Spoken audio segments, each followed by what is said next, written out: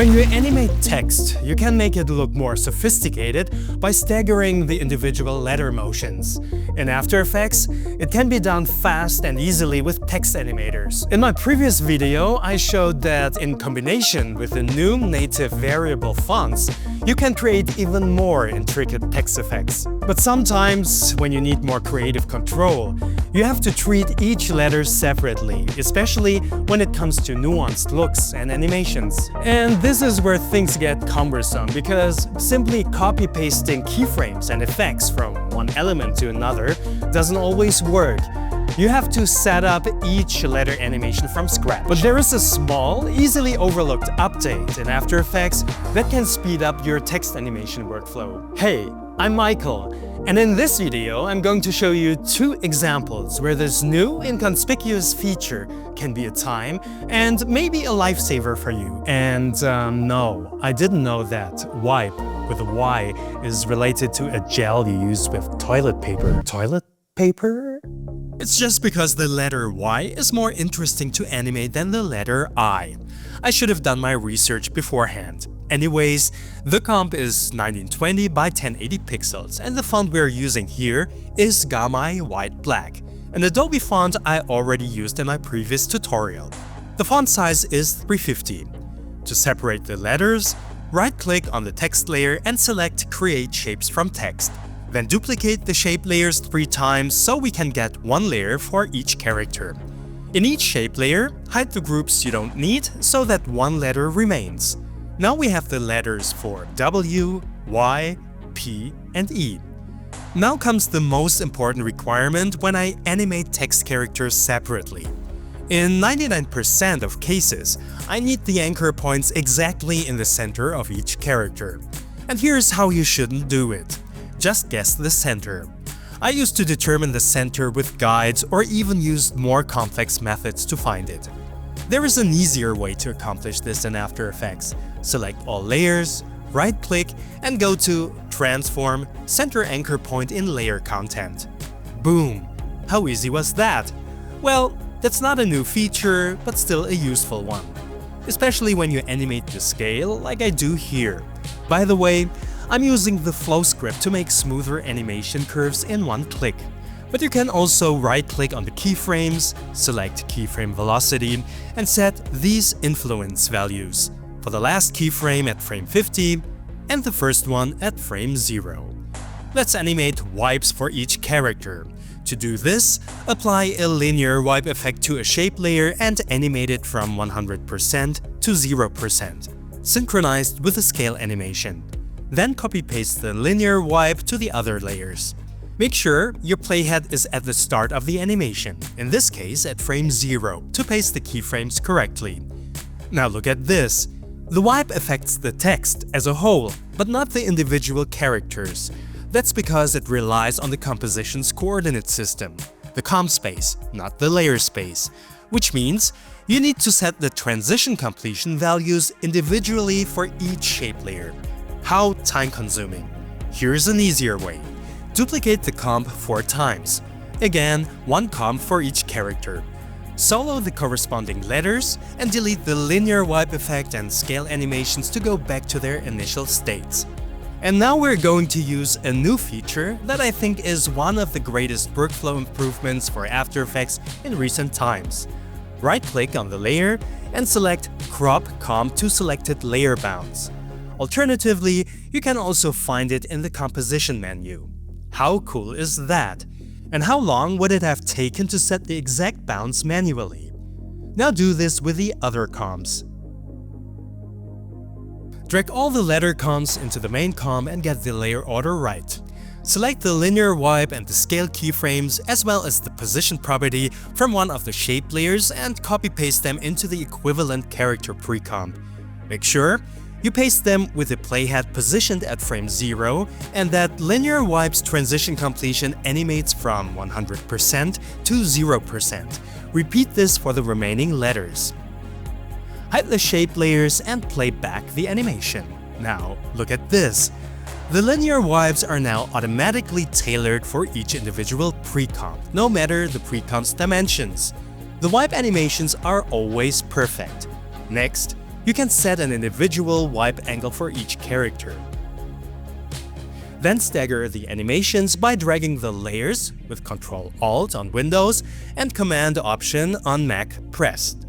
To add more complexity, you can duplicate the pre-comps, apply a fill effect, set a different color, copy-paste it to the other duplicated comps, and shift the linear wipe keyframes a bit. Maybe by 3 frames. Now we've got an intricate text reveal made fast with crop comp to selected layer bounds. Here's another example where I've already separated the letters and centered their anchor points. Same comp size, same font. To give them some depth, you can either apply the free Long Shadow plugin from Production Crate or build your own. To create it yourself, duplicate a shape layer group, add a repeater into the bottom one, set repeater XY position to 1, 1, increase copies to 45, and set a darker fill color. This will give the letter a fake 3D extrusion. I've already prepared the long shadows in the remaining letters. Let's duplicate this main comp and try to crop the B layer with a long shadow effect to the comp bounds. Doesn't work. It crops the shadow. The cool thing is that when we turn off the plugin, toggle on the self-made shadows and crop the bounds again, it incorporates the repeated shapes. This means it extended the composition to include them. This also works when you select other layers that are outside the boundaries. After preparing the pre-comps for the other letters, O number 1, O number 2, and M, drag them into the main comp, correct the layer order, and copy-paste the shape layers position to them. When we set the blending mode of the pre-comps to difference, we can notice that the positions are shifted. It's because the pre-comp centers also take the shadows into account, whereas the shape layer's anchor points didn't change after adding the fake shadows. To fix this, parent these 3 pre-comps to the B pre-comp. And because we know that we repeated 45 shapes by 1 pixel to create the shadows, add half of 45, which is 22.5, to the X and Y positions. Boom! Positions match. Change the blending modes back to normal. Turn off and hide the shape layers and turn off the pre-comps except for the letter B. Now we are going to apply an effect that also relies on the comp space. It's the shatter effect that, if we used it on a shape layer, would shatter the whole composition. Apply it to the B and O pre-comps and look how nicely centered the effects are. But first things first. Switch view to render so we can see the final result instantly. But the effect can only be seen inside the pre-comps boundaries. What we need to do is add a grow bounce effect before the shatter effect. I would set it to the composition's highest dimension, which is 1920 here, to cover the whole area. In the shape section, you can choose from different patterns the pieces can be shattered into. There are some funny patterns like eggs or puzzle. But for the look we're aiming for, let's set it to glass. To have smaller pieces, increase repetitions to 20, and increasing the extrusion depth to 1.5 gives them some thickness. Because parts of the letter are unaffected, open force 1 and increase radius to 0.7. To give the explosion more impact, dial strength up to 15. Boom! The chunks are flying towards us. To let the explosion suddenly stop, open physics and set viscosity to 0.5. Looks good, but let's slow down the gravity to 1. To make the pieces fly towards us, set gravity inclination to 90. I guess it's 90 degrees. This gives us a bit of a time ramp effect. Now let's give the sides of the chunks another color. In the textures section, we could set side mode to color. But it creates an unwanted border and additional chunks that emerge out of nowhere. Instead, duplicate the layer, remove all effects from the layer below, and apply a fill effect to it where you set a color for the inner chunks. Hide this layer, and in the layer above, change side mode back to layer. Set side layer to the pre-comp below, but don't forget to select effects and masks to include the fill effect. looks better. To get flat colors, go into lighting and set light intensity to 0 and ambient light to 1. This brings back the original flat colors. Okay, now let's transfer the effect to the other letters.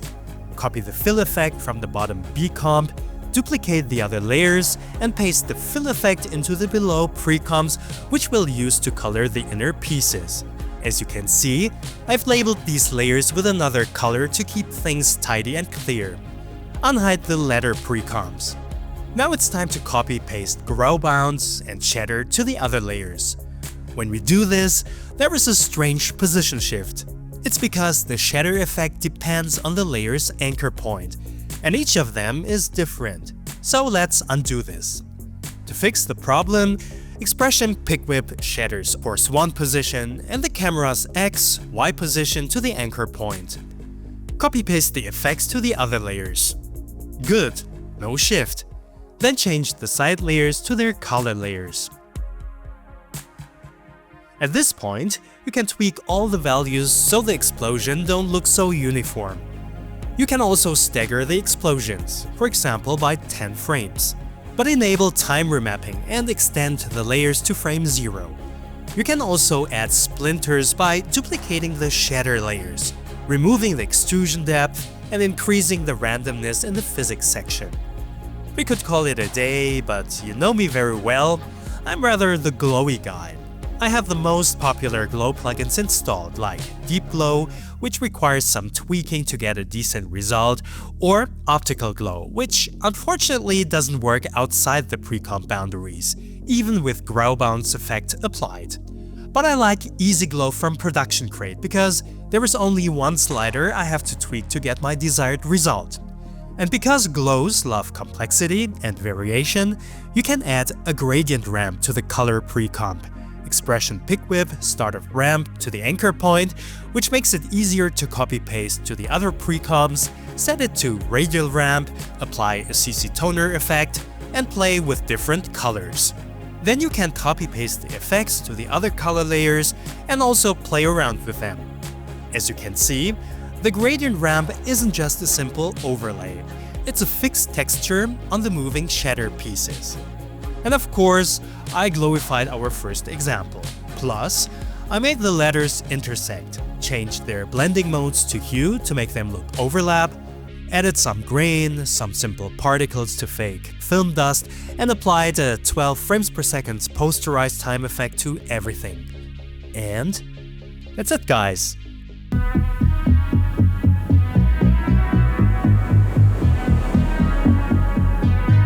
Speaking of toilet paper, I once made a tutorial about it.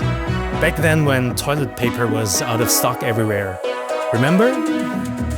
See you next time.